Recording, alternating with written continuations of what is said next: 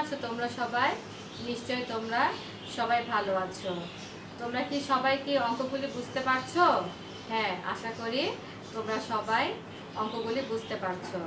আজকে আমি যে অঙ্ক শিখাবো একটু বোর্ডের দিকে লক্ষ্য করো সবাই। আজকে শিখাবো অধ্যায় ৮ সাধারণ ভগ্নাংশ। অধ্যায় ৮ সাধারণ ভগ্নাংশ। তাহলে আমরা কিন্তু ৫ অধ্যায় ৭ অধ্যায় এর অঙ্কগুলি কি করেছি, সংক্ষিপ্ত প্রশ্ন, তারপরে এমনিতে বইতে যে অঙ্কগুলি থাকে সেই অঙ্কগুলি এবং তার পাশাপাশি কাঠামোবদ্ধ প্রশ্ন এবং তার সমাধান আমরা কি করেছি, শিখতে পেরেছি। তাহলে আজকে আমরা অধ্যায় ৮-এর কি করব, সাধারণ ভগ্নাংশ নিয়ে আলোচনা করব। দেখো এখানে লেখা আছে ১ নাম্বার, বক্স থেকে প্রকৃত ভগ্নাংশ এবং যে ভগ্নাংশগুলোর মান ১-এর সমান তা খুঁজে বের করো। তোমরা কি সবাই দেখছো? সাথে দরকার হলে তোমরা খাতা নাও, কলম নাও এবং সুন্দর করে বোঝার চেষ্টা করো। বক্স থেকে প্রকৃত ভগ্নাংশ এবং যে ভগ্নাংশগুলোর মান ১-এর সমান তা খুঁজে বের করো। দেখো এখানে আমি কি করেছি, বক্সের মধ্যে আমি কি করেছি, ভগ্নাংশ অঙ্কগুলি লিখে রেখেছি। ঠিক আছে, এর থেকে কি করব, আমরা উত্তরগুলি বের করব। ১ নাম্বার দেখো, প্রকৃত ভগ্নাংশগুলো হলো, তাহলে প্রকৃত ভগ্নাংশগুলো হলো, তাহলে এখানে কোন কোন ভগ্নাংশগুলো প্রকৃত প্রকৃত ভগ্নাংশ সেগুলি আমরা এই বক্সের ভিতর থেকে বের করে এখানে আমরা লিখব। ঠিক আছে। আর ২ নাম্বার চেয়েছে ১-এর সমান ভগ্নাংশগুলো হলো, তার মানে ১-এর সমান যে ভগ্নাংশগুলো এখানে রয়েছে তা আমরা এখানে কি করব, খুঁজে বের করে তা আমরা এখানে লিখব। তাহলে আমরা আরেকবার প্রশ্নটি পড়ি, বক্স থেকে প্রকৃত ভগ্নাংশ এবং যে ভগ্নাংশগুলোর মান ১-এর সমান তা খুঁজে বের করো। তাহলে প্রথমে আমরা কি বের করব বলো, প্রকৃত ভগ্নাংশ। আমরা কি বের করব, প্রকৃত ভগ্নাংশ। আমরা একটু বোর্ডে লক্ষ্য করে কি বের করব, প্রকৃত ভগ্নাংশ। তাহলে প্রকৃত ভগ্নাংশগুলি কি, আমরা দেখব যে ১-এর ছোট ভগ্নাংশ, যেখানে ১-এর যে ছোট ভগ্নাংশ, যেখানে আমরা কি বলি, যেখানে দেখো লবকে আমরা বলি ছোট আর হরকে বলি বড়। লব তাহলে কি হবে, ছোট এবং হর হবে বড়। তাহলে আমরা বের করি যে এখানে কোনগুলি হতে পারে। দেখো এখানে দেওয়া আছে 3/2। তাহলে আমরা দেখতে পাচ্ছি যে উপরের যে লব তা হচ্ছে ছোট এবং হর হচ্ছে বড়। তাহলে আমরা বুঝতে পারছি এটি হচ্ছে প্রকৃত ভগ্নাংশ। ঠিক আছে, এটি হচ্ছে প্রকৃত ভগ্নাংশ। তারপরে দেখো 4/4, এটি আমরা কিভাবে করব সেটা আমরা একটু পরে আলোচনা করব।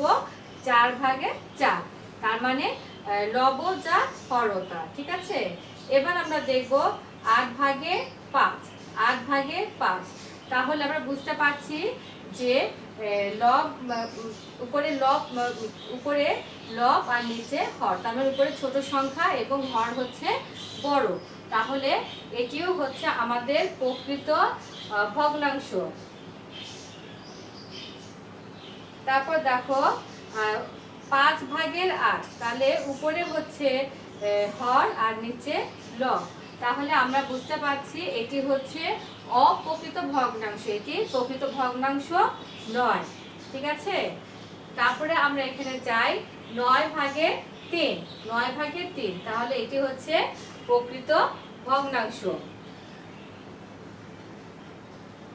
তারপরে দেখো কি দেওয়া আছে, 12/13।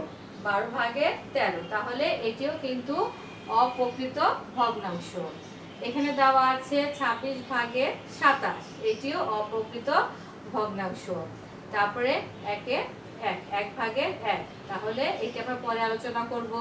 তারপরে 76/76, এটিও আমরা পরে আলোচনা করব। তারপরে আছে 48/42, তাহলে আমরা বুঝতে পারছি উপরে কি আছে, লব সংখ্যা আর নিচে হচ্ছে হর। তাহলে এটি প্রকৃত ভগ্নাংশ, এটি হচ্ছে প্রকৃত ভগ্নাংশ। তারপরে আমরা দেখতে পাচ্ছি 5/2, এটিও হচ্ছে প্রকৃত ভগ্নাংশ। আর এখানে 3/3, এটি আমরা পরে আলোচনা করব। তাহলে আমরা দেখতে পাচ্ছি যে প্রকৃত ভগ্নাংশগুলো কি কি। তাহলে প্রকৃত ভগ্নাংশগুলো কি কি, তাহলে আমরা এখানে লিখব যে প্রকৃত ভগ্নাংশগুলো হচ্ছে 3/2, 3/2, তারপরে 8/5,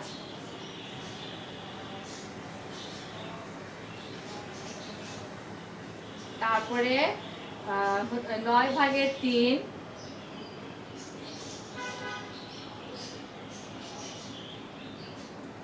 তারপরে হবে 48/42,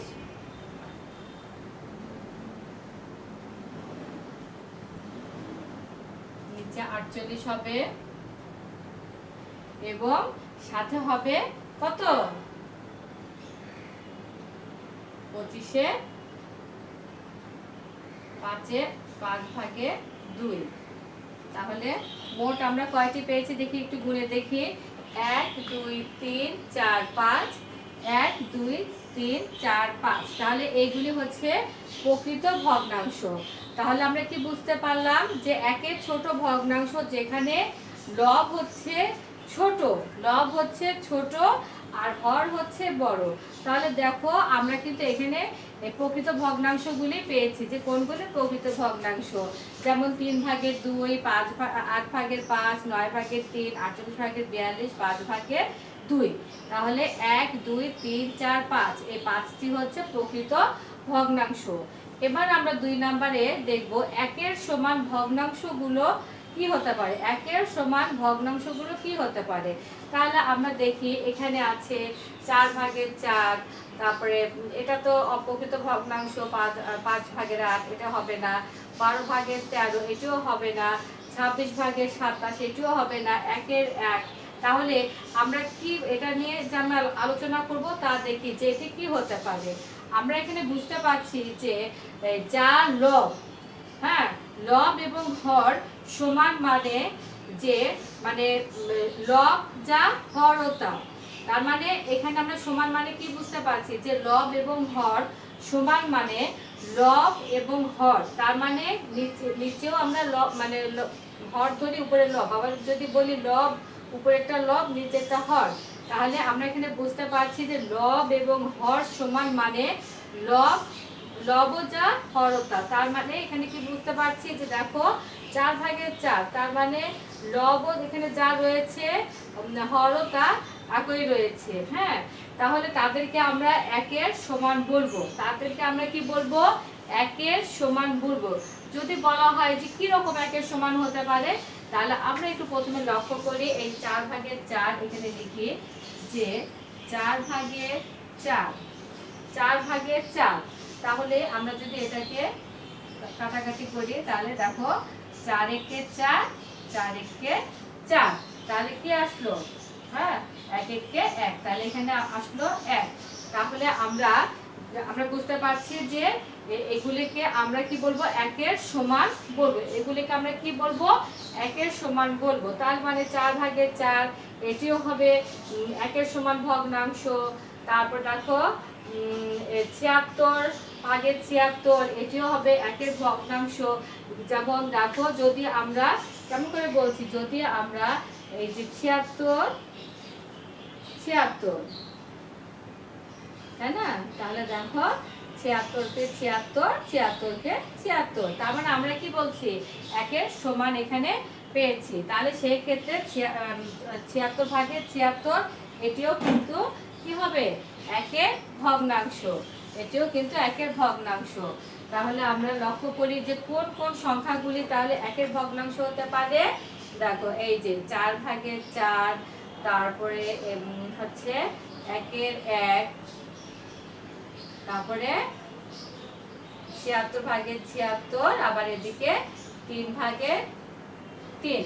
তাহলে এই সংখ্যাগুলি হচ্ছে আমার একের সমান ভগ্নাংশ। তাহলে আমরা এখানে একটু উল্লেখ করব যে কোন কোনগুলি হতে পারে। দেখো এই যে 4/4 এখানে লিখলাম আমরা,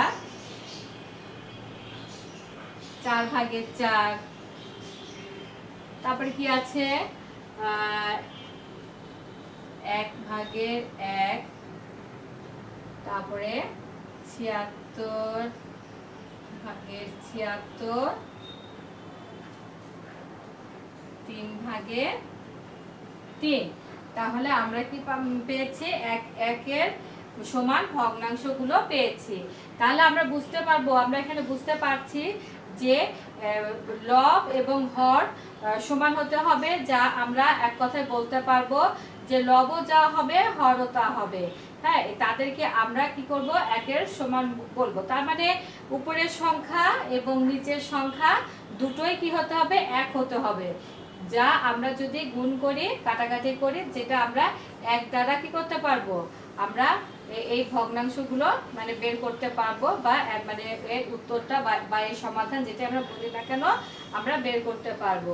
তাহলে আজকে আমরা যা শিখলাম, বক্স থেকে প্রকৃত ভগ্নাংশ এবং যে ভগ্নাংশগুলোর মান একের সমান, তাহলে আমরা কিন্তু প্রকৃত ভগ্নাংশ শিখেছি এবং কি শিখেছি, যে ভগ্নাংশগুলোর মান একের সমান, কার সমান, একের সমান, তা খুঁজে বের করো।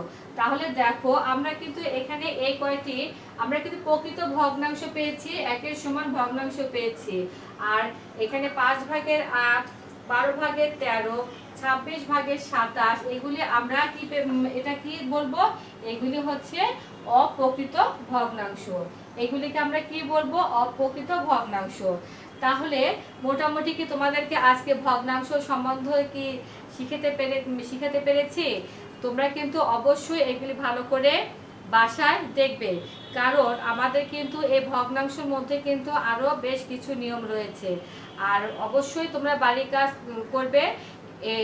আমরা এ পর্যন্ত যতটি ক্লাস করেছি, এই ক্লাসের মধ্যে যেগুলি তোমাদেরকে আমরা মানে বোঝাই, মানে বই থেকে বুঝিয়েছি বা কাঠামোবদ্ধ বা সংক্ষিপ্ত যা যা করেছি, এগুলি তোমাদের বাড়ির কাজ হিসাবে থাকবে।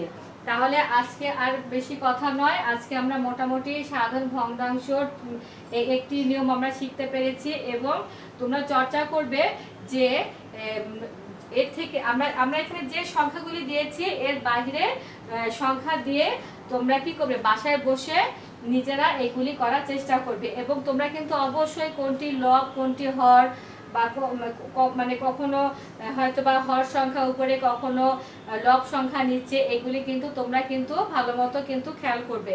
তখন তোমরা যদি খালি মনে মনে চিন্তা করো যে উপরের সংখ্যাটাই শুধু হবে লব আর নিচের সংখ্যাই হবে হর, তা কিন্তু না। অনেক সময় দেখা যায় হর সংখ্যা উপরে থাকে, লব সংখ্যা নিচে থাকে, আবার লব সংখ্যাও কি থাকে, উপরে থাকে, আবার হর সংখ্যা নিচে থাকে, এরকম কিন্তু এলোমেলো করে দেওয়া থাকে। তাহলে আজকে তাহলে এখানেই, আর সবচেয়ে বড় কথা, তোমরা কিন্তু অবশ্যই ভালো করে মন দিয়ে লেখাপড়া করো। আর মানে কোনো